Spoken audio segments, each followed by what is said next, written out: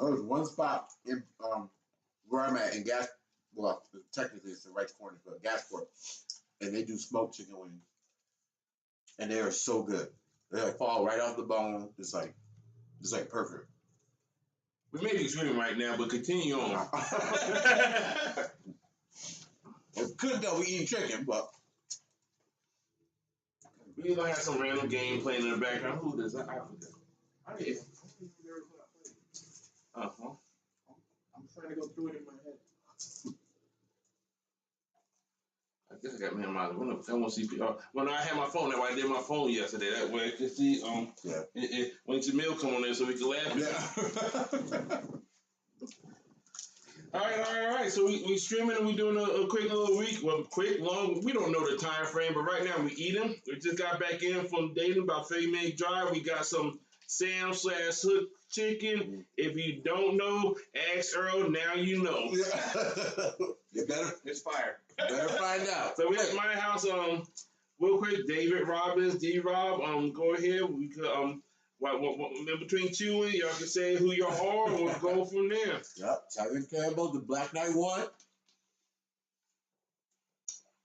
Earl T-Store, a.k.a. Zombie Earl. All right, so yeah, if you don't know, like I said, I was the judge, and these two was player. Top 8 players on top of that, but I'm pretty sure we'll go in more detail about that. So I guess real quick, I guess we'll go with what we expected there. So I'm gonna be honest, my biggest expectation, I thought it was gonna be like 25% Mr. Fantastic. Yeah. And I thought that was gonna be the most of the field, and then a couple of things here and there. Yeah. I was wrong on so many levels, but go ahead. Yeah, I agree. I thought it was going to be a lot of Mr. Fantastic. I thought some people were going to try and sneak in the new Sue just with some of the antics that you could have. I mean, I thought people were still going to try more combo stuff, even though the machine got errated. So it's definitely much different than I thought. And I'm on the same boat. I thought it was going to be half Mr. Fantastic. And I kind of expected to see more stand together loyalty decks. All right, real quick, so I'll start this off because since I would have played, if I would have played, I think I would have took WandaVision. I've been testing that, having a bit of success. I definitely want to give my photos some support.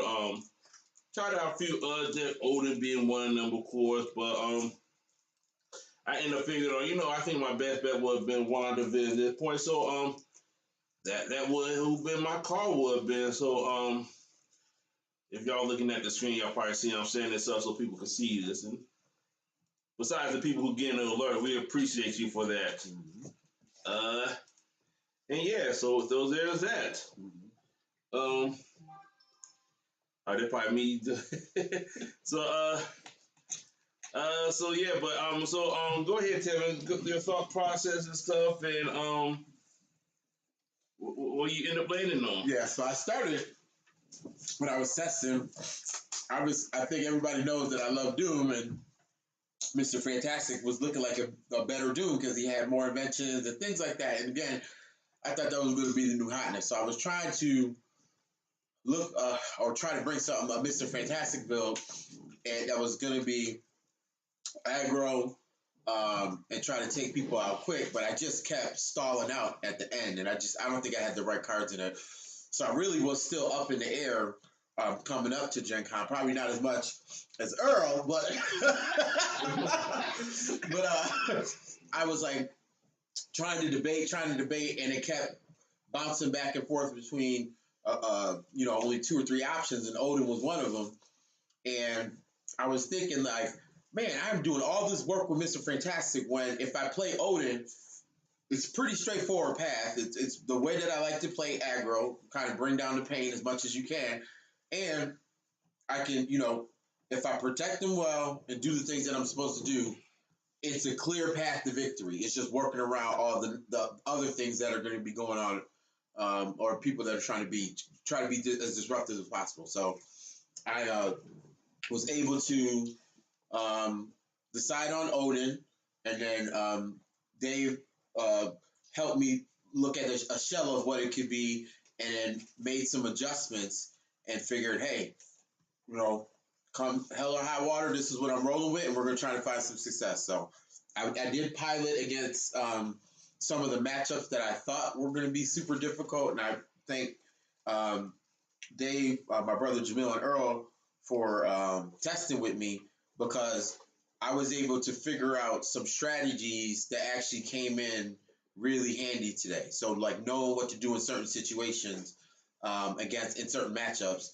definitely won me games today based off of the stuff that we did. So, but yeah, I rested on Big Daddy O, and I think at this point I'm going to go ahead and throw my hat in for vice president of the Odin Club.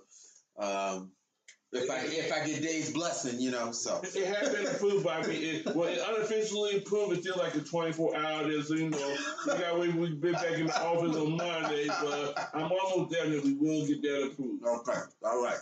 But yeah, I brought Odin and had a day. So I'll pass it to Earl. Well, I've been working on my Kingpin deck. I started working on it for Gen Con, and I didn't end up playing it at Gen Con because I found something better. So I take some cards out after the Incursion list got updated, and then that Fractured Family set looked real good. I played a lot of MCs out of there, and I tested Mr. Fantastic pretty heavy, and I kept thinking to myself, beats these two decks, Kingpin, Mr. Fantastic, Cloak and Dagger. So I built a Cloak and Dagger. And I couldn't decide which one of those three decks I was going to play. I had them all sleeved up and in my car. I'm driving to the event, and I'm like, which one of these am I going to play? Which one of these am I going to play? Got to make them decisions in the car, I ended up going with Kingpin because I put a lot of work into it. I've been testing it for a long time, so I felt the most comfortable with it. So that's what I went with. And his Kingpin deck is awesome. It is an awesome deck. So, we'll go through our journey today, but just know that it's an awesome deck. I think he made the right choice. All right, so next, I guess we'll talk about the decks real quick. Just a quick overview of the deck, or if you want to go up, however you want to talk about it, overview on your plan going into it, and then we'll start the rounds after that. So, with the Odin build, again, I like to play it a little more aggressive. And Odin gets a big boost from the boys with Hugh Campbell Sr. Simon Pegg. When you play him, he gives your main character -2 on the front and +2 on the back. So it's a way of being able to keep him from leveling when he gets to 10, which is significant. And there were a couple of cards in there that promoted the aggro strategy. One of them was being putting in Yondu. So Yondu, being able to play him as a villain, gives the negatives to your opponents, but the other thing was he becomes an activator for the plot twist. What's it called? The one-of-a-kind plot twist. The Conqueror. Now, this is an important plot twist, too, because depending on how the game is going, I can use it and choose Marvel Photographic and give Odin 2 more negatives to keep him up. And now we're still fighting. We're still beefing. We're not going to sleep yet, keeping Granddaddy Odin from coming through. Or if I'm playing an illustrated deck, I put the 2 negs on the illustrated characters. We're not affected, and generally it can help me clear a couple of supporting characters that were in the way to make a clear path for Odin and friends to continue to take whoever we're fighting to Pound Town. So, other great additions in the deck, and this is where D-Rob helped, was Cyrax. Now, that was a sleeper card because you drop them on 2, you spend the blue, Day's a supporting character, they don't come back up until the turn after their next one. So, problematic people in the front would shrink if it was Wasp or if it was automation or any of those things. I could just Cyrax them out the way and I still get 2 clean shots without having to worry about wasting an attack to try and get through. So it blew up some protection plans that I think people had. And then another starter show, Killmonger. 4 of must have because it shut off a lot of what other people were going to be trying to do. So again, I thought there were going to be Sues. I thought there were going to be Mr. Fantastics. I'm trying to stop your inventions. I'm trying to stop you from being able to stop the strikes. And really get the game over as quickly as I can. I did have the standard protection packages, so we had 4 You're the Last Ones, 4 Know Your Moves, and so we can manipulate, moving people around. And then 3 Sokovia Accords, which actually came in pretty handy based off of the matchups that I had as well. And then when we start getting higher up, I had 2 white visions in the deck, and honestly, I rolled every single one of them that I had because the fights that we were in, we were just beefing. I didn't need to fly over at that point or anything like that. We had 2 Buckies in there, and then we started, when we got up to the tops, there was a Captain America in there because he had the bulletproof and air superiority, so just if I had to do something, or there were a lot of flyers out, we can get some immunity and protection going there. There was a Centurion, because obviously she can get up when she needs to and get the higher threats. There was a Liu Kang.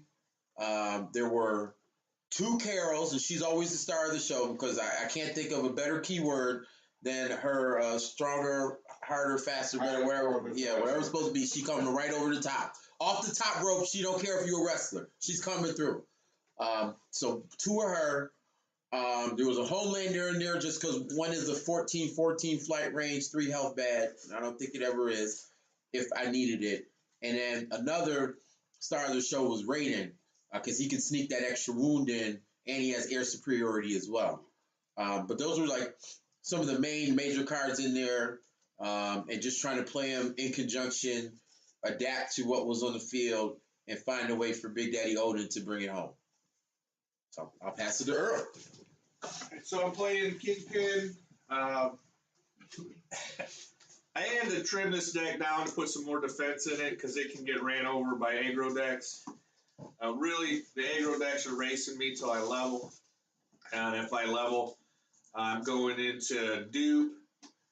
Dupe can take your main phase away, or you can take your build phase away.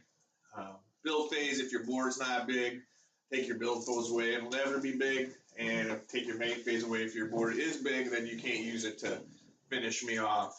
The other thing I'm doing is I'm trying to get Beyonder out. I use Beyonder. I get Kingpin, supporting character out of my pile, his power, and then I make Beyonder my main character. So I do that, and then the other thing that my Kingpin deck is doing is using Polaris and Powerhouse. I will get Isosphere after I level up and take over the world. It'll be like a 35, 35, 35, 36. And then I'll use Polaris to get the Isosphere, and then it'll also get rid of my deck. And then with no deck, I can use Powerhouse to constantly refresh my resources, which lets me always pay for Isosphere, and it lets me always pay for dupe to just lock my opponent out of the game. And that's what I'm doing. All right, so one quick, unofficially, we sponsored by Sam's Chicken. If you're ever in the Cincinnati area, check it out. Don't forget Sonic. Eating going out. Epic Loot. This was a great tournament. We had 26 players. 26. Yeah. 26 players and 18 unique MCs. And you know who were the most there? Go ahead, think about it for a second. Here go the answer, Odin. And there's some other wrestler dude, but Odin. 3 Odins and 3 Donaldson. Brian Donaldson's his name? Brian Danielson? Yeah, Danielson. Yeah, and then Danielson. Two Mr. Fantastic's the new one. 2 Invisible Woman, the old one. Yeah. 2 Cloak and Daggers. Yep. There was another 2. Sinister Six was 2 of. 2 Finish 6. Venom was there. Yeah, I'm not about to go through that list. Y'all probably see once I start posting it because I want to. So, and then if you watch the stream on YouTube, I just got random games playing in the background from today while we're eating. Once I get done eating, they start going through the round recap. I'll probably start putting up the top 8 deck list so people can see them. And y'all can look at what we're doing there. But so I guess we'll start with round 1 with whatever we can remember. But if you didn't remember it now, you're not going to remember it 2-3 days from now either. So this is the closest you're going to get to an accurate report. Right. one of these players have notes, one of them don't. See if you can figure it out during the recap. So we're gonna go round by round. We'll start with Tev. Spoiler alert: 3, 2, 1. We're gonna start with the one with the least highest rank at the end. By sabotage. I sabotaged myself by accident. All right, so let's start round one. Go ahead, Tev. 7 years ago. No. No, so first pair, you're ready to take on the world. You're like, all right, what am I gonna have to deal with? PJ and a damn Odin mirror match. The first thing that I had to deal with. So I'm sitting down like, man, did he build his Odin like mine? If he did, I know I'm in trouble. How do you play the mirror match? Because obviously whoever rolls first gets the counter and technically has the advantage. Do you start burning plot twists right away so that you can stay up?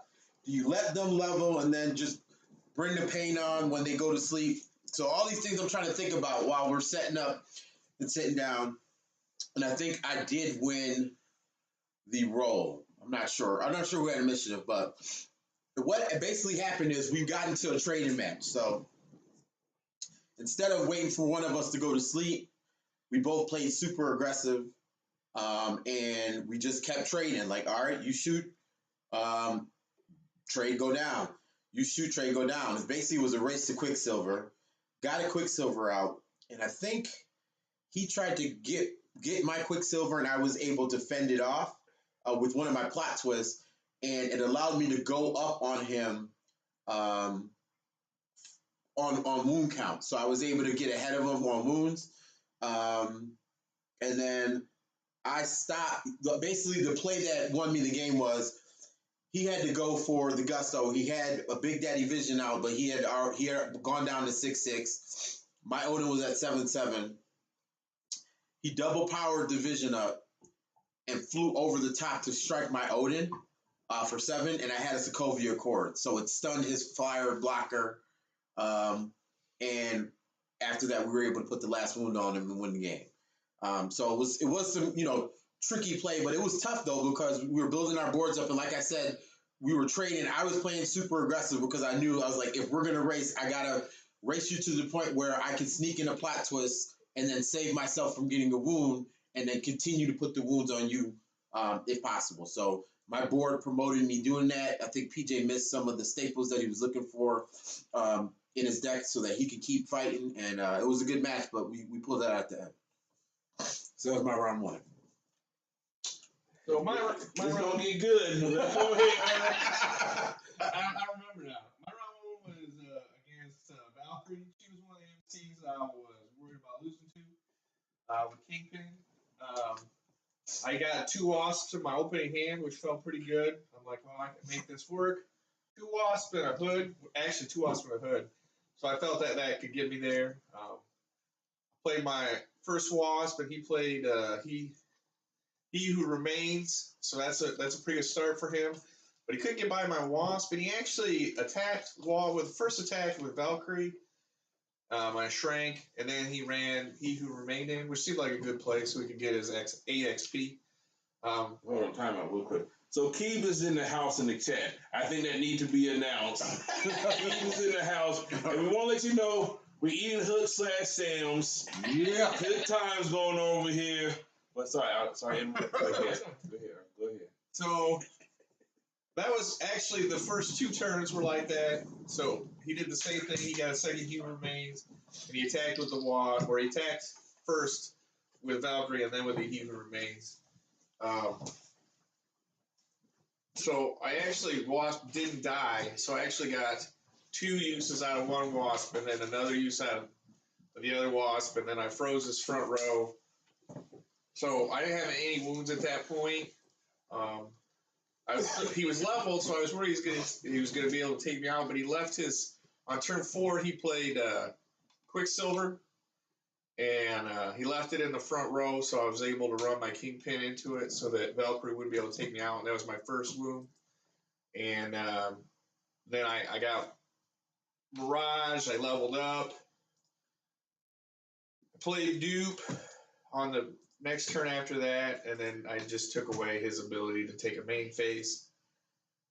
And he scooped after I took away his second main phase. So that was game.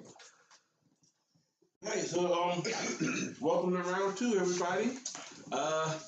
Tevin, that creeping sound is some notes, but carry on. Don't you even worry about that out there, people in listening land. So my round 2 was against Ken, and he played the Sinister Six. So I was thinking to myself, like, the way that we have to play is going to be highly dependent on his lineup and who he's putting out.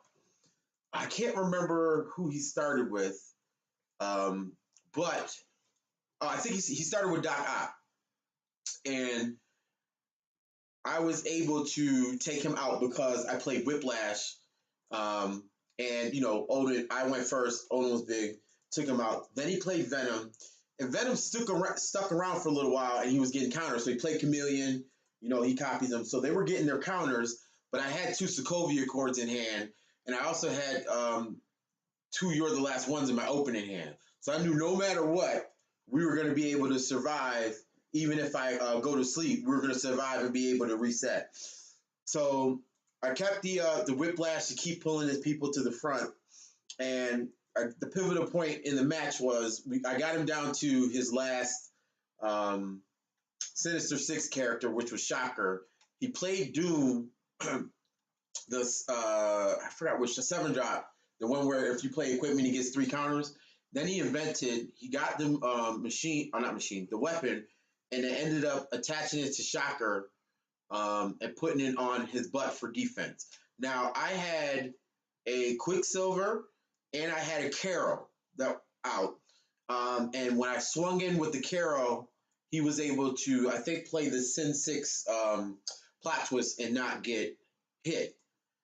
So then he played Jean Grey, and he took my Carol, but Carol was exhausted. Went through the play, tried to get through, I didn't, and then he stole my Quicksilver.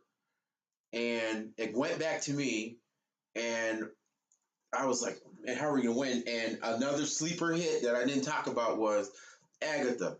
So I had an Agatha in hand, and I played Agatha. I flipped the blue.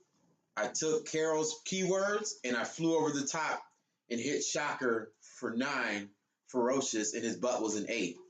And that was actually his last character, and he ended up losing because we were able to fly over Carol. So Agatha was putting in work because she was able to just snipe the stuff that I needed and keep the party going for us. 9/6 with flight and range. She's only got 1 health, but her ability to, if you got a blue, take the keyword powers that are giving you trouble. I get the big part is the other character loses it when she does it. So we flew over, we got the win, and that set us off at being 2-0. All right. Well, I played against Mitch and Invisible Woman, and that is my least favorite main character to play against, but I thought I had a pretty good shot. I'm like, this should be a good matchup for me. That's what I was thinking in my head. And it started off all right until turn 3. Mitch put down the 2-drop Avalanche. And then paid a red and turned one of my resources down. And then he hid. And I couldn't get it. I couldn't get Avalanche off the board. And 4 turns later, he destroyed all my resources that I had just put out on the table. But I kept another set in my hand to take over the world again and get them all back. Mm-hmm. But then he just paid another red and destroyed them all again.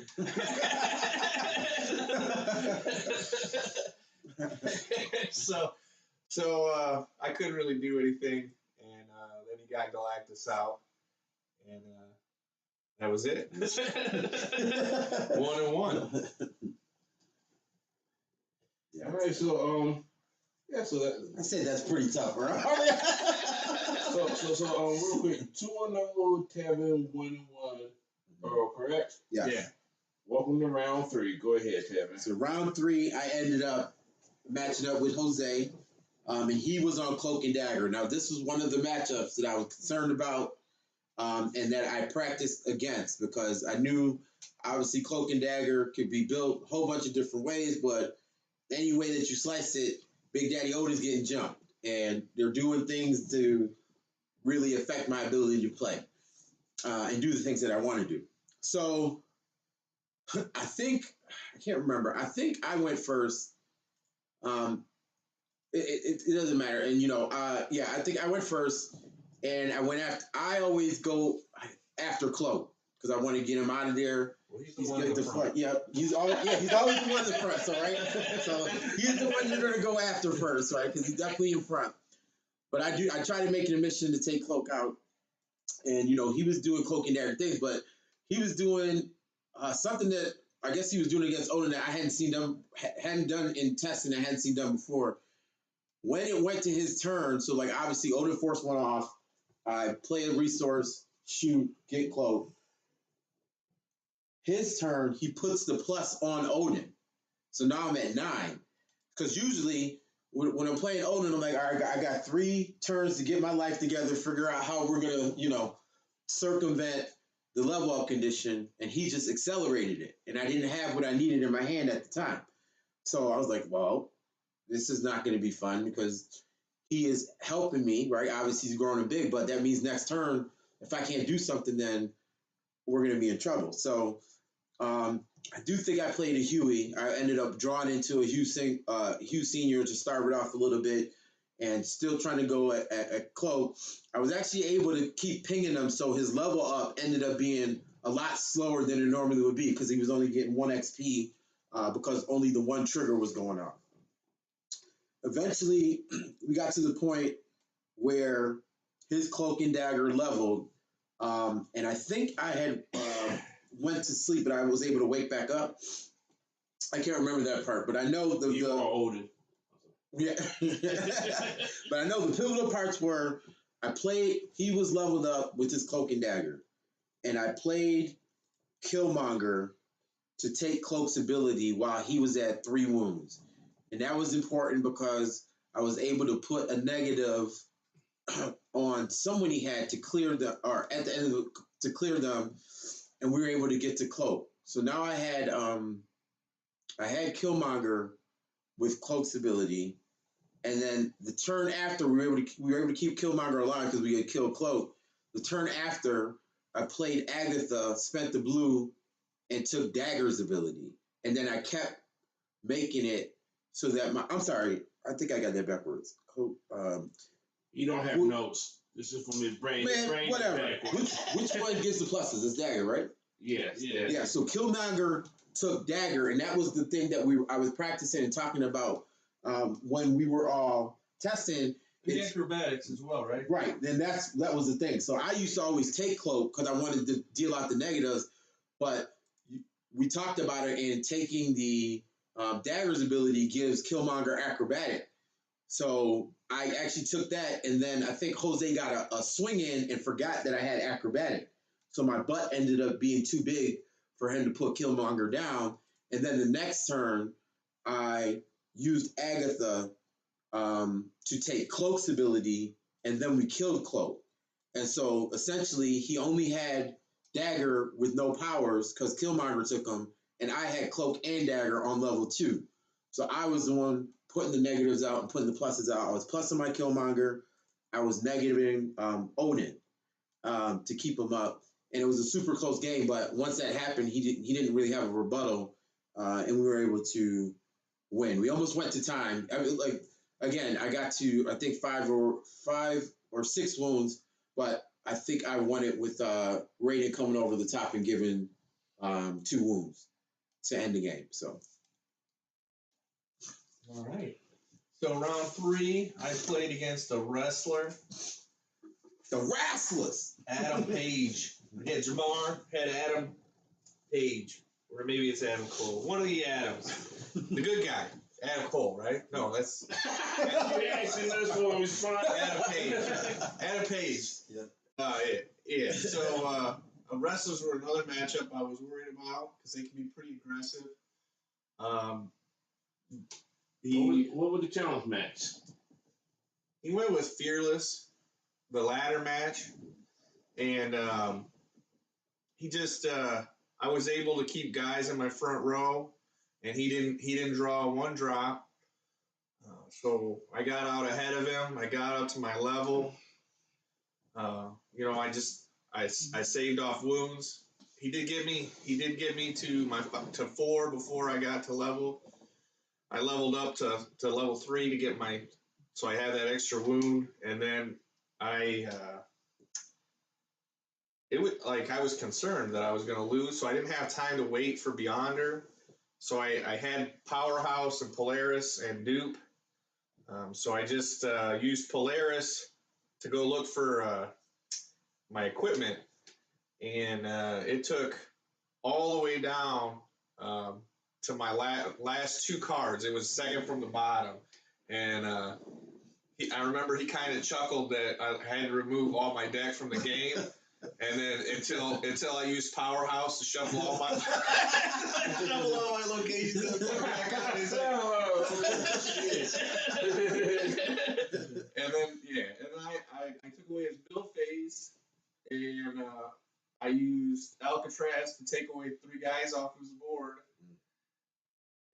And then I could just hit his main with my 36-35 Kingpin, and then every turn I Powerhouse with no deck. So I took all my 26 or 26 locations, shuffled them in, and brought them back out so I could continue to take away his build phase, and he just had his main. I could continue to Alcatraz his characters off the board and just grind out the game. He stuck it out to the very end. I think he was saving up rampages, but he didn't get enough to get up there into the 30s. So it was a good game though. It was fun. All right. So on score at the end of that round, 3-0 Tevin and 2-1 Earl. Yeah. All right. Welcome to round 4, everybody. Tevin, go ahead, take it away. Round 4, it's a miserable game for me. It was a great game. Let me not say that. I played Smallwood. He had Cloak and Dagger. I had just played Cloak and Dagger from Jose. So I kind of had a game plan in my head on what I needed to do. I knew what cards I needed to play. Obviously, their decks are different, and Smallwood plays a different way. I would tell you this game was super tight. Very tight the whole entire way. Pivotal play I had was he had, I think, a Charlie 27 out. I can't remember if it was matched, but he had a couple of things out, maybe even a Wasp, that were problematic for me in being able to get to Cloak and Dagger. And I had a villain out and played the Conqueror, calling Marvel Illustrated cards, and that put 2 negs on all the characters on his side, and it ended up clearing a whole bunch of the supporting characters that he had that were protecting his Cloak and Dagger. So it gave us access, and if you give Odin access, he's going to try and get busy. So we were able to kill his Cloak, and he just had Dagger up, and he had some blockers. He had a Charlie 27 that he put Mike Makes Right on, just to have him be 5 and in the front. He had a Sage. He shot into me with his Sage, and I was able to know you move his Sage to the back row. So that cleared the flyer. Now, it's the last play because he did get my Odin leveled down. Leveled up. So he was old man sitting on the rock with the cane, just, if he moves, he's breaking a bone, taking wounds. So essentially, it's the last play of the game. I'm at 6 wounds. I'm at 8 resources. I have a Captain America in my hand, so 9/6 bullet. What'd you say? Captain America mantle type. Yeah, mantle type. So the 9/6 bulletproof air superiority. I also have a Groot in hand, so obviously I can play the Groot, and I still have a 7 attacker. But I can suicide Odin and at least get another turn out of it. I did not want to play a resource. Instead of saying no resource, I said no recruits. Then I went to go and play a card, and rightly so, Smallwood said, "Hey, you said no recruits." So now I'm thinking I did say no recruits, but technically I never moved out of, like, I didn't do a formation. I'm still in my build phase. I was like, yeah, I know, but I didn't form anything, so I can still play something. He's like, well, you said no recruits, so we did have to call a judge over because this is the game right here, right? Obviously, it's an impact and playing the game, and Dave had to make a decision. I think he made the right decision, as in, if I said no recruits, I could possibly gain information from my opponent based off of me saying that. So I'm not going to be able to play the card. So I'd had cards in my hand that could have helped me. I couldn't play any of them, and it's my fault because I said the wrong thing. So then I'm like, okay, I'm going to go in. We still got some viable attacks. I got Sage out of the way. We have to try and win it now, or we're not going to. I sent my attacks in, and he had 2 plot twists that kept it so that my last attacker was Odin, and he had a shot to get to Dagger, but obviously she's a 7-4, he's his 3-3, and I didn't have enough to actually stun him, and he had to take his last wound, and we lost. So that was a hard loss because I needed to make sure that I said the right things, but I think it was the right decision for the judgment, and I'll never make that mistake again. But again, hats off to Smallwood. It was a super tight game. He did what he needed to do to win, and I think it was the right thing to hold me accountable to what I said, because it was going to impact the outcome of the game possibly. So Yeah, just for an update for people wondering why I came to that decision. I'm the judge who made the decision. I didn't want to get to a point like, well, if you let this pass and everybody just can say what they want to and just do something different, like, oh, no location, I'm gonna play a location now. Just to gaze like, no attack. Oh no, I'm not. But you never turn nobody sideways, so that's why, man. I'm not 100% sure on that rule, but that the call I made, and I like Tim said, I feel it's the right call, but I'll get more knowledge on it, and I'm still learning as a judge as well, but just wanted to make my 2 cents. I want to be part of this. I want to be part of this. I had to say something. Man, sit your judging ass down. Always judging people all day. Got something to say. Oh, yeah. but it was a tough loss, but it was a loss, and I respect it. So great game. Pass it to Earl. All right, so since I played Pete round 4, I was talking to Pete right before the pairings came up, but he had mentioned that he did not want to play against me. I'm sorry, sir. You are at the wrong table. Well, here is your wish, sir. So naturally, we were sitting next to each other as the pairings come up, and he's like, "Oh man, we're paired up," and I'm like, "You joking?" He's like, "No, I'm not joking." So he was on Sinister 6. I had not tested against Sinister 6 at all, so it was kind of In years. yeah, in a while. It's been a while, so I wasn't sure how this was going to go. I just kept telling myself, he picked Doc Ock, and I'm like, I like Doc Ock. Mm-hmm. I should not attack Doc Ock, and I'll just leave him out there until I get what I need to be. And then he got a lot of early wounds on me, and I had to play Isosphere on my main character way earlier than I want to do, because then I have to actually do bidding and use my resources, but I had to do it to stay alive. And I'm sitting there and I play, and I'm like, oh, I'm bigger than his main, so I'll attack. And I did that, and I took Doc Ock out, and he dropped as his next main Shocker or Electro, and he gives me a wound, and that's my last wound. I'm on my last wound, so I got 1 life left. I've got like no aggressiveness in my deck at all, and I'm like, I have to get that guy off the board, or I'm gonna lose because he's got a blue out. I shuffle my Isosphere back in, and I draw Polaris. And it's way too early for me to empty my deck, but I had to. And luckily, Isosphere was in the top so many cards. I hadn't even taken over the world yet. I got the Isosphere, which let me get to Electro and get him off the board. And then that let me, I was big enough to make it to the next round, so then I could pull the remaining locations out of my deck had the dupe at that point, and I took away his build phase, and he didn't have anybody out, so he was just bringing in a new main character and being done. And then Like the Grandpa Simpson when he walked in the door, put him shit back around. Oh, sorry, I'm in the wrong place. yeah. That's a great analogy. It's like that. Get up here and put their hand on like, I'm leaving. Basically, the motto was, when you see Duke punks jump up and get beat down. And the other motto is, if something is a terrible idea, you shouldn't do it. Go ahead and do it. But that was actually really close. If he would have had a defensive plot twist, and I wouldn't have been able to get into Electro because he had a defensive weapon, I would have lost that game because he had the blue on board.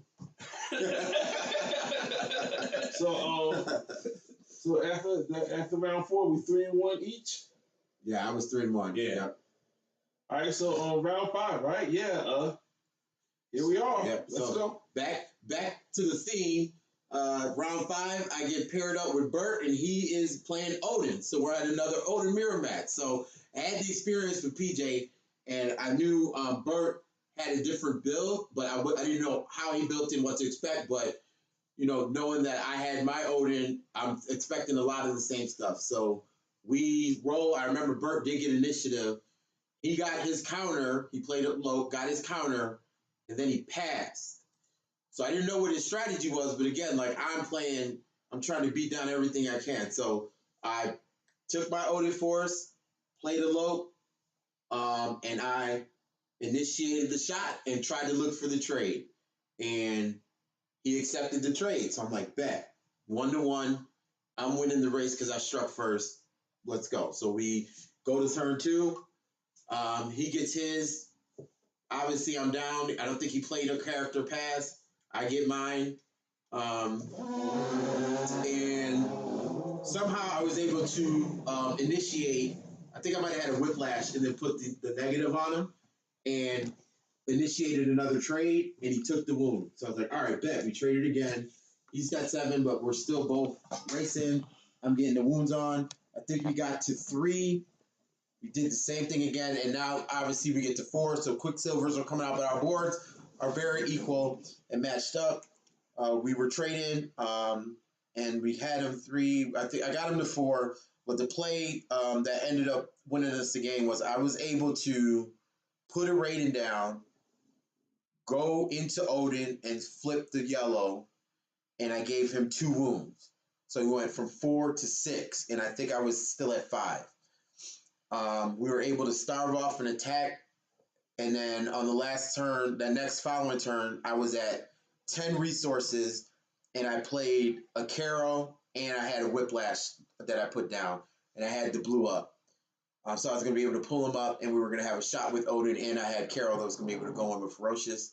And at that point, he's You played played a plot twist where you stuck your hand out across the table. Yeah, we're basically stuck his hand out. So my goal was, what I was trying to do was, like, I knew he wasn't going to go to sleep early because we were trading, but I wanted him to burn all the plot twists that he would have used to stay, like, to protect himself while he was sleeping. So if it ever got to that point, I knew I could just bring the pain and at least level him up into the level 3.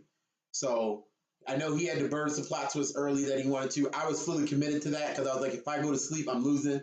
So I was burning every plot twist that I generally would have held, my know you moves and things like that, to keep my SCs alive that I needed to fight and to keep my Odin alive when viable to try and get the lead on wound. Raiden really helped out with having the yellow up and being able to get a clear shot in because I think I may have know you move one of the flyers out of the way prior to that play. And then the next play with the Carol and Whiplash, I had played a Whiplash and I played a Carol with the blue up. That really sealed the deal. So it was another really tight game. I think Bert's a really strong and great player, so I was happy to get the win. So real quick, Jason pointed out that Earl sound far away on mic if y'all wonder why I'm moving the laptop. So basically, let y'all know the setup we got here is real super high tech. So if you were at the Reach, I had a laptop. I brought the laptop into my house, and I hit record, and we start talking. So that's what we doing. I was the farthest away from the laptop. So go ahead. Oh, you're at All right, so round 5, I played against Jose, Cloak and Dagger. I knew Cloak and Dagger was a real bad matchup for me. Basically, I'm trying to stay alive. They start off with 2 characters. They can put a negative and a positive out, and that's real bad for me. So I didn't have any defensive plot twists in my hand. I think maybe I got a wash down, but it didn't matter because he had a turn 1 play, and so I put 3 characters on the board so he could get washed but still get me. And he just wounded me every turn. And on turn 3, he played a Devil Slayer and a Might Makes Right. So that was two wounds on that turn. I can't really handle 1 wound a turn. So two wounds a turn makes it even harder. He's like, I got stunned. Hey, we're not done. Wake up, I need to get some too real quick. You know? So he had a real great play on me too. Round 1, he put his plus counter on Dagger, and I did have 1 plot twist that I played, and his real smart play was he put the counter on Dagger. He attacked. I used my defensive plot twist to stop it because I thought I would survive that round, and then he pumped Cloak with a great power, great responsibility. And I wouldn't have used the plot twist if I knew he was going to do that. So it was a real good play by him to draw out my plot twist and get that wound on that first turn. So Dirty. yeah. So I lost. So that puts us at 4-1 and 3-2. Yeah. Going into the final round. So we did get to see the rankings at this point, right? We put them up on the screen. Yeah. So you were sitting. Where were you sitting at, Tevin, at that point? I was in second. Second, and Earl, you was 8th. 8th. So I mean, Earl, you pretty much you need a win. Right. Yeah. And Tevin was pretty. You should be in regardless of your outcome. Right. Yeah. So I was, you always want to win out, but I think I was secured a spot in the top 8 because I had really strong tie breaks too. So, but last round, round 6. Go ahead. Round 6, I got to see the Mighty Mitch. He was playing Invisible Woman, and I told him before the game started, "Hey, I need you to be nice to Big Daddy Odin. I don't need none of your trickery." And he's like, "Oh, we'll see what happens." And my man Mitch didn't see a yellow until turn 6. So, and he didn't see yellow till turn 6, and he powerhoused on 4, and all he got back was a green. So we did what Odin does. We stunned him every turn that we could. He never leveled. Even when he was able to hide, the one time that he was able to do it, he hid like 2 or 3 characters, but we had our Cyraxes. Everything that could have went my way. I didn't feel like we were playing a game because he literally didn't get anything that he needed.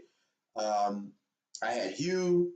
I did the King plot. What was the plot twist called again? I'm sorry. The Conqueror? Yeah, I played the Conqueror. And, and Whiplash. It's he who you made. Right. Yeah. Okay.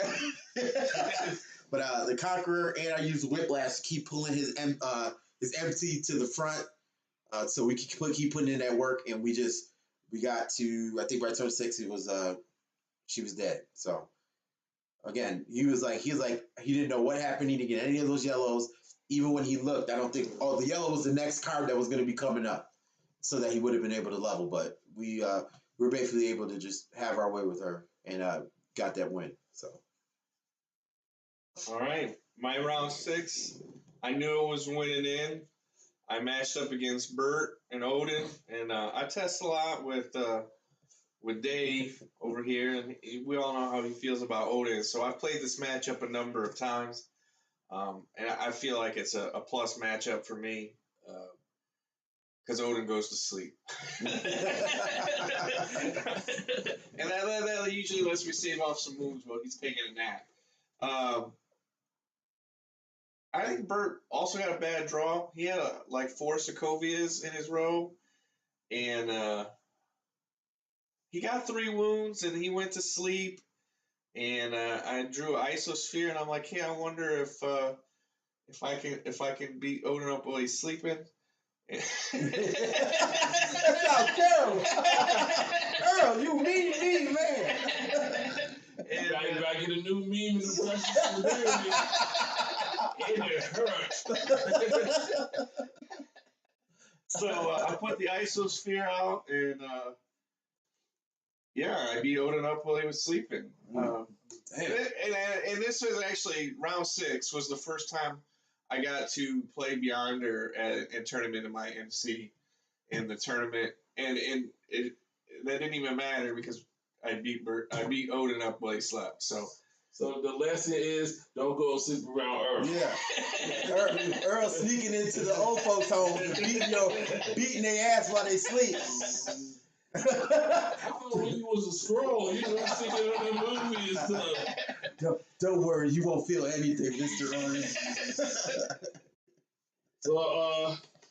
So X and 1 and X and 2, right? Yeah. yeah. So I'm gonna run the bracket up on the field. Laptop far away, and I don't have the best eye. Well, I got pretty good eyesight. Nope, that's not it.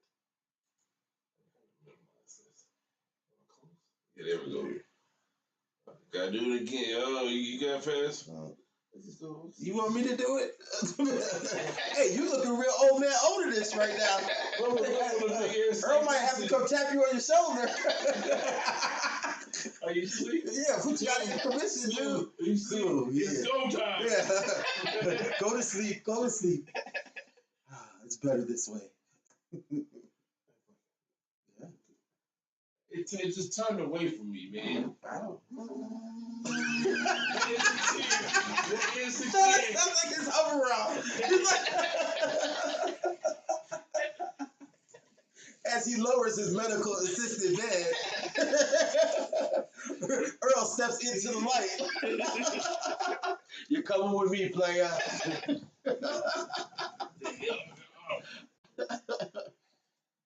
Oh, it didn't get no better. Loading. This is real far away.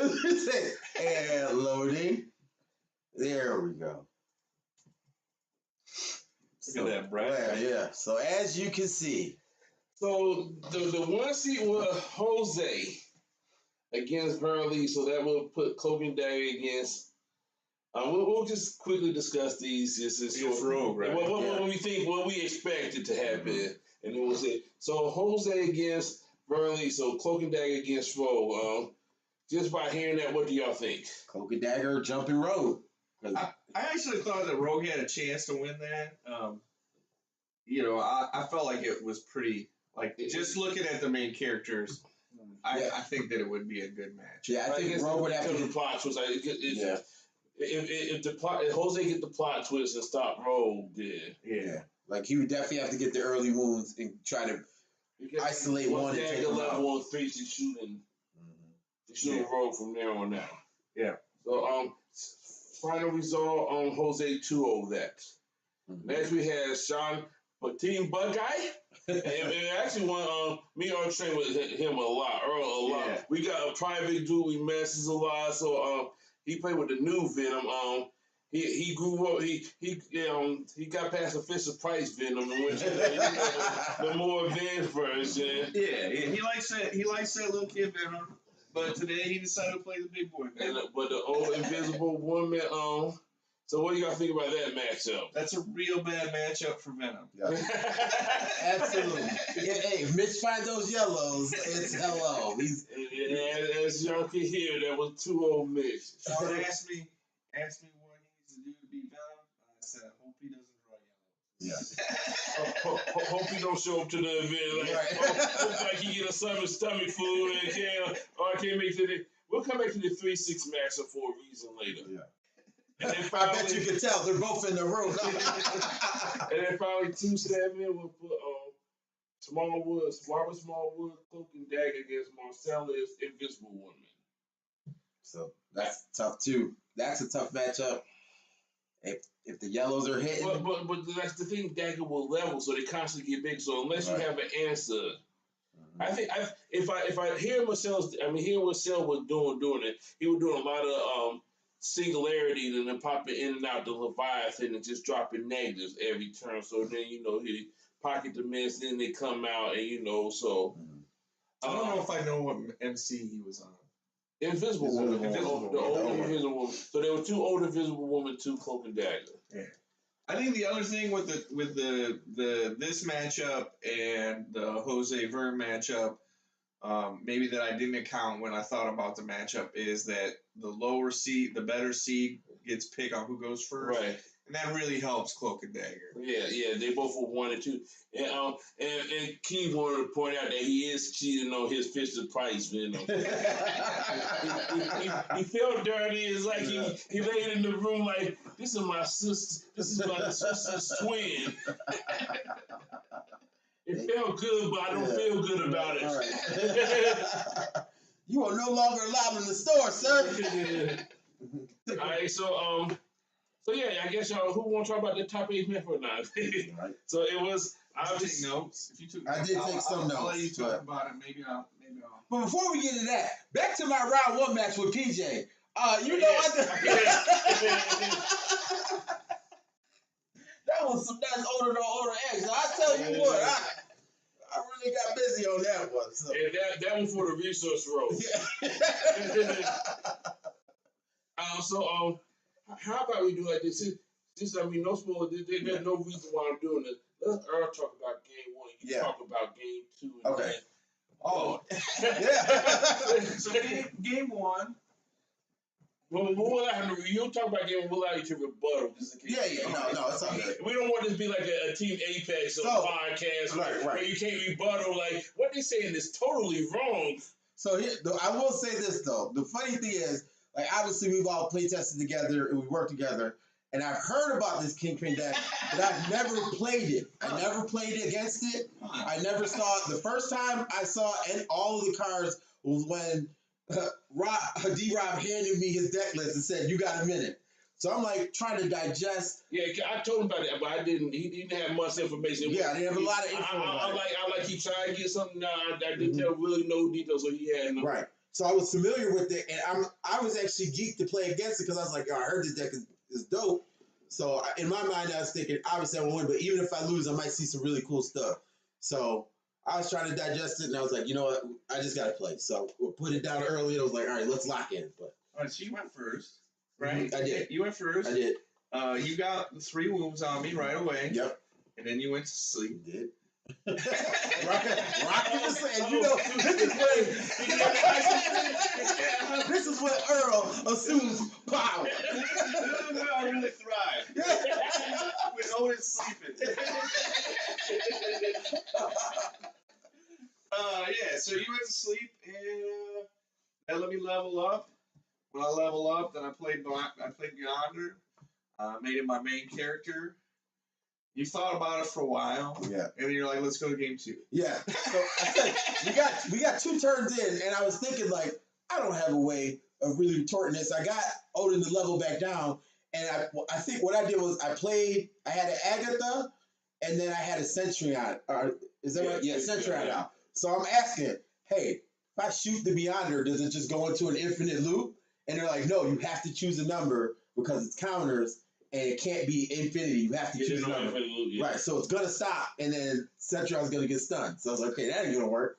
And I was like, well, if Agatha, even if I took his power away where he wasn't going to go into his pile, he still has infinite attack, defense, and wounds. So I was like, yeah, we're not doing this. There's really nothing I could do. I didn't have a way out of it. So I want to tell you what should have happened at this point, because I did see something at the end of the game. He should team attack Kingpin with Bucky, the lethal Kingpin. Yes, I should have. He had a chance to lethal your Kingpin once he became the support character. Yeah. I'm like, since he beating old people up in the room, we got something for you. But we was worried about this orderly who just came in and said, yeah, I'm taking everything. So, but I didn't have a way out of it.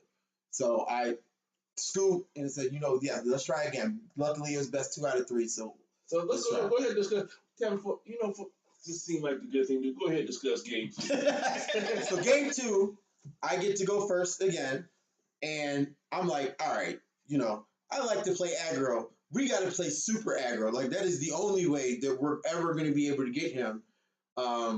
Period. So we're playing the game, and I'm able to start getting the early wounds. I think I was able to starve off Odin going to sleep, but even if he did, I had Quicksilver. Well, okay, I'll tell you the pivotal play. I had a good support cast. I had Whiplashes. I had Quicksilver, so we were able to keep putting the pressure on Kingpin, trying to keep the board clear. I know one play he played a hood. It's the hood, right? The 5/3. Yeah. And I played an Agatha, and I was like, I don't know which spells he has in his deck, but I know the spells are no good. And I took the spell casting ability away with Agatha, so that when I swung into the hood, he wasn't gonna play a spell and like demoralize our team. I don't know if that was the right play or not, but I was like, whatever, this is what I got to do. Then I had a Quicksilver. He Alcatrazed my Quicksilver. So it went face down and onto his side. And on my turn, I played another Quicksilver and continued to try and battle. So when it went back to his turn and Alcatraz came back, when he sends the character back, he gets to choose where they go. So he was going to put Quicksilver in the back row, and originally we thought the Quicksilver that I played was going to be KO'd, but the way the ruling goes is the newest character stays. So even though the Quicksilver went to his side, when he brought it back to my side, it was the old Quicksilver, and it KO'd. And I got to keep my Quicksilver in the front, which is what allowed me to actually get the wound to win the game. And I think it let you it let me not get a wound on you. Right. Let you level down instead of level up. That's right. Yeah, because Quicksilver was in the front, and you couldn't clear it, and so I was able to get back into Big Daddy O shoes, and Whiplash pulled Kingpin to the front when he had 4, but he was on level 2, and we went into him and put the 5th wound. But I was literally so zoned in on trying to all right, we got to keep doing this, that I didn't even realize I gave him the fatal wound. So Earl started packing shit up. I'm like, what's up? He's like, he's like, you got him. I was like, I got what? He's like, you got him, dude. I was like, oh shit, he's at 5. I was like, oh. Yeah. So I was like, all right, we got to win. So I was like, we had a plan. Well, there was some luck in that, a lot of luck that was involved in there. But I was like, all right, the plays worked out. We got the win. Let's go to game 3. So what were your thoughts going to game 3? Obviously, this is a decisive game. I think I had gone second both those games, and I can win going second. I knew that, but I know going first, if I draw Mirage and I go first, it's very hard to stop me from leveling because I get that extra XP from Mirage. So I felt going first, I feel pretty good about my chances of winning. Plus, I can usually get somebody out in front of Odin as a blocker, so that actually saves me a wound. If I get a Wasp, that saves me a round. Going first is basically saving me a round, and a Mirage is saving me a round. So I know that I probably, going first, I have a good shot at winning. And I was thinking, holy crap, I didn't think I was even going to win a round. I have to replicate what I just did to try and do that. So, speeding with Kingpin and keeping him in the front to keep wounding him. And that was the whole objective. So I threw everything else out the window, and that was what I was trying to do. So this is your tournament, Kevin. Did we talk about the game, man? Go ahead and talk about the game. Third, yeah. I don't know that we must talk about third game, but go right ahead. So third game, he did go first. He didn't get the Mirage. You didn't get the Mirage, did you? I don't think he didn't get the Mirage, so I was good there because he wasn't able to jump ahead as quickly as he wanted to. We were getting a healthy amount of wounds on him, but the play that ended it, I needed to be able to get a wound on Kingpin because he was going to be able to take over the world next turn, but he wasn't going to be able to play anything. He was just taking over the world. And I had a Quicksilver, and I had enough pieces. Odin was still level 1. I had enough pieces where it looked like we were going to be able to do it. He had a powerhouse in front of him, 2/9. I swing in with Quicksilver, and this man shocked me, and I had no way of powering up. And Odin was not big enough to clear Powerhouse. He was just either 8 or 7. And that's the play that lost me the game because he was able to not take the wound, take over the world, and then he duped me and took away my main phases. So that after that, I had cards to play, but all I was doing was playing them. They weren't doing nothing. And he duped me twice and then got the Beyonder out, and that's all she wrote. You were caught in the dupe loop. I was caught in the dupe loop. But, and Earl didn't even hide dupe in his hand. The dupe was literally staring at me the whole time. That's what you're supposed I to know, but I didn't like it. I was like, yeah, hide that mofo behind another card. He don't need to see this. He knows what's going on. You know?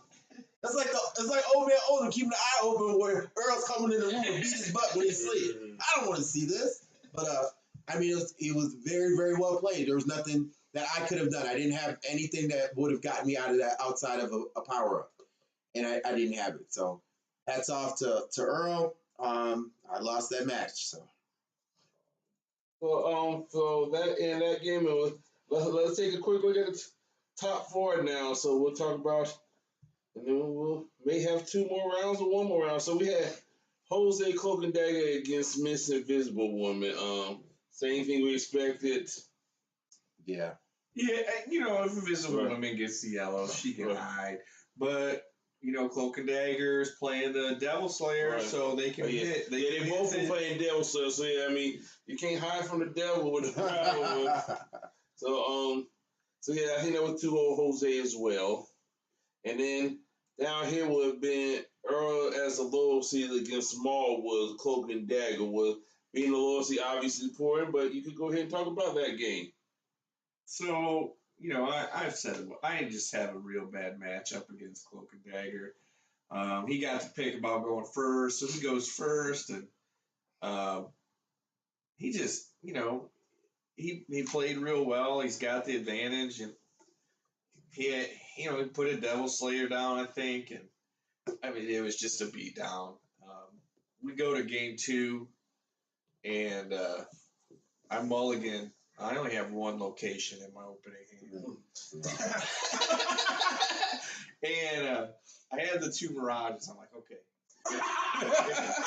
If I could just draw some locations, maybe I can. That's a real life Mirage right there. Yeah. So I draw 2 cards. Or, I went first. I put my location down. This turn I get a location. I'm like, okay. I need 2 locations on the next draw. I got 0. So I had to row. I had to row a face down card. I'm one of the Mirages. I just sit next to me and he just shakes his head. He knew it was over. That's awesome, bro. Yeah. And it was it. But I was real happy with how I did. Something I want to point out is when Smallwood and I finished up this game, Vern and Jose were still playing.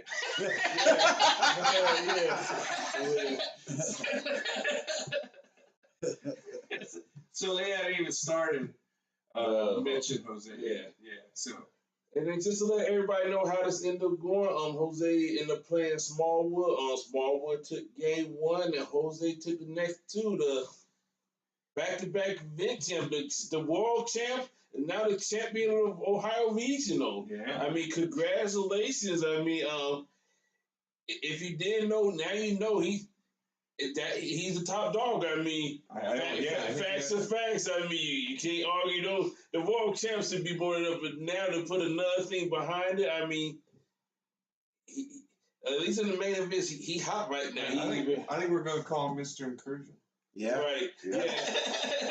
That's a fitting name. I mean, and he was running through legit people. Yeah, I mean, so his top 8 were Vern, Mitch, and Smallwood. Yeah. So that pretty much speaks for itself. So congratulations, he got the playmat, he got the money, he got the Doom bit card. Well, I want to ship it to him, but Tevin said it may get lost in the mail. It might not make it. It may get lost. It may get.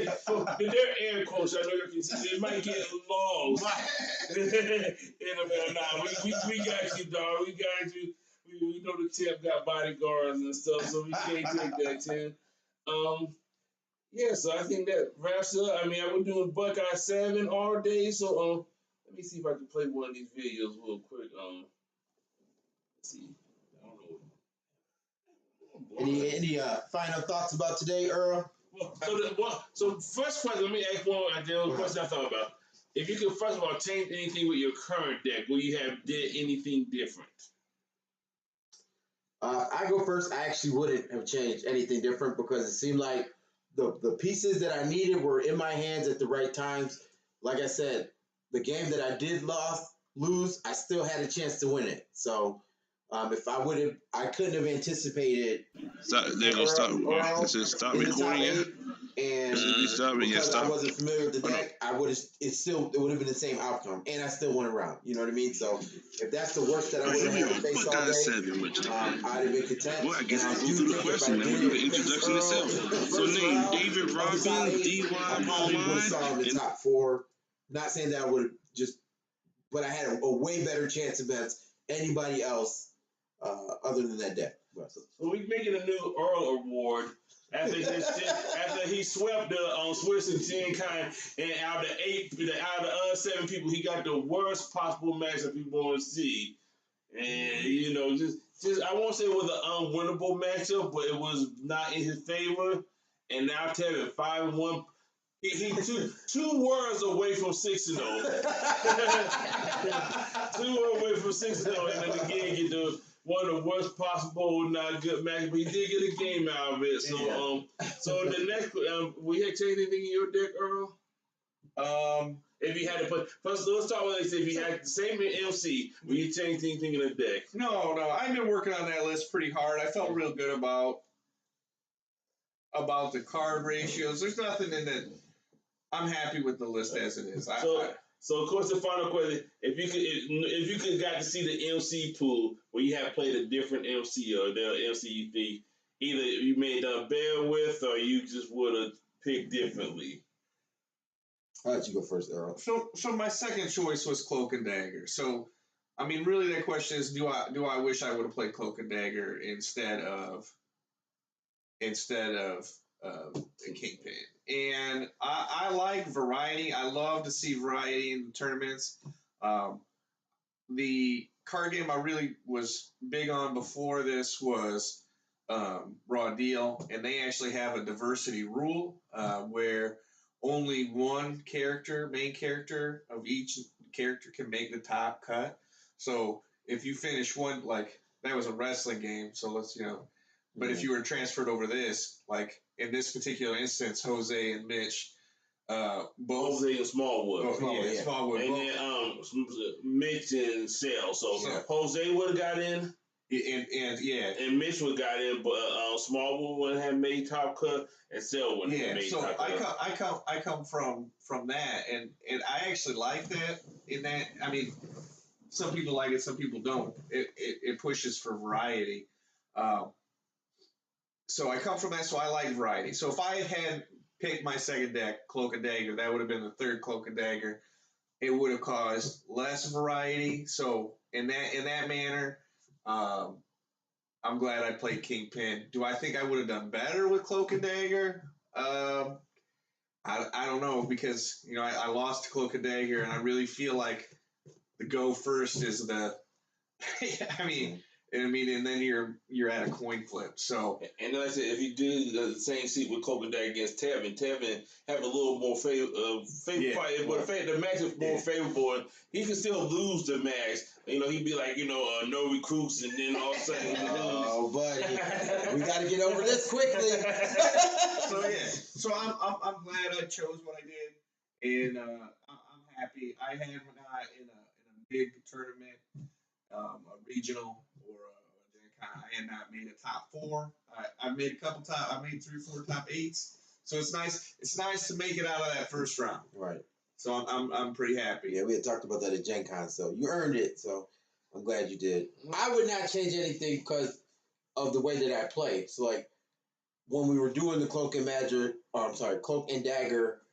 practices, I was about 50-50, and Odin mirror match I didn't think about, but I'd be willing to play that if I knew there were going to be other Odins there, because I know my build is aggressive. So I wouldn't change the MC at all.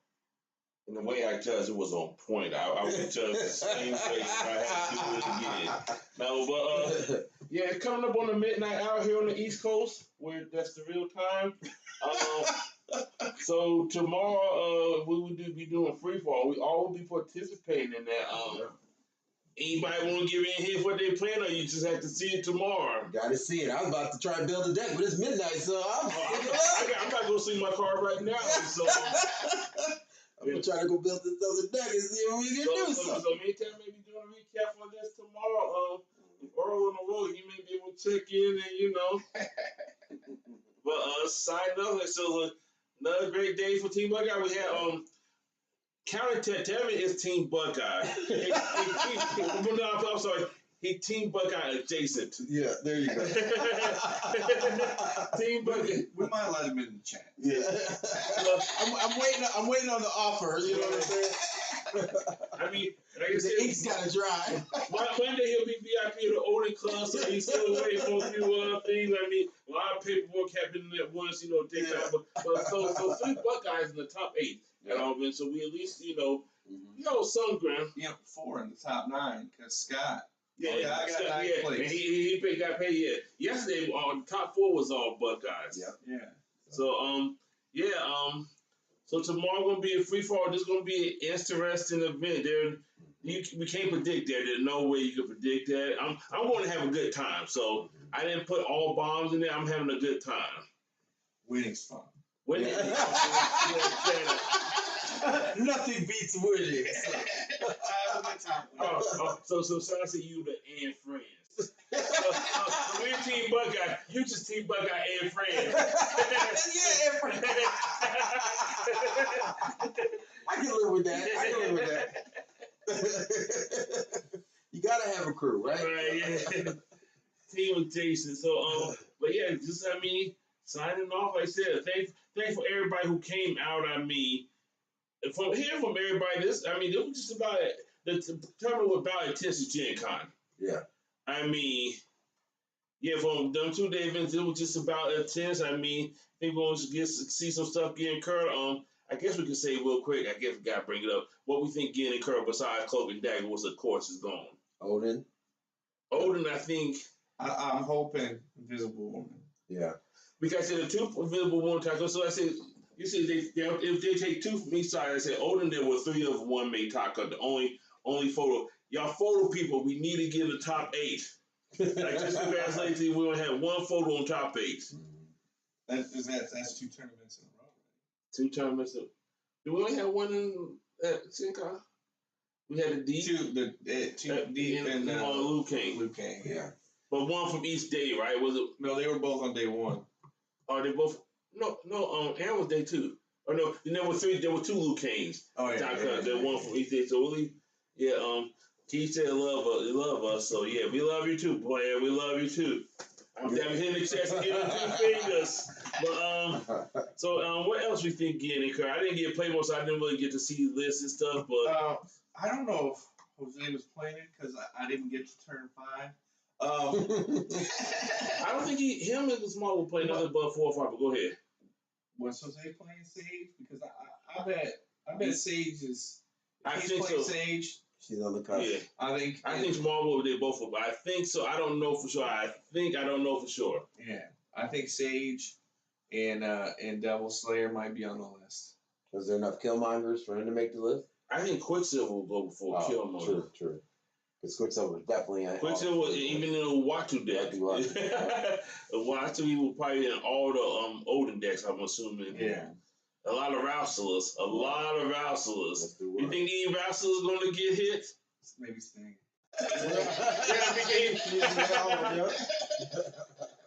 So, if they're looking for photo mains, wouldn't it have to be? He was the second most. It was Odin and then the Danielson. Yeah. So he might get Danielson. He might get hit. Right. So, but we'll see how it plays out. So, like I said, still getting late, and some of us may want to build decks for a free fall. Yeah. So, thanks for being here. Thanks for listening. I'm gonna figure out how to end the stream, and if y'all still hear us talking, and y'all have a good night, good morning, good day, whenever you listen to. See you later. Peace.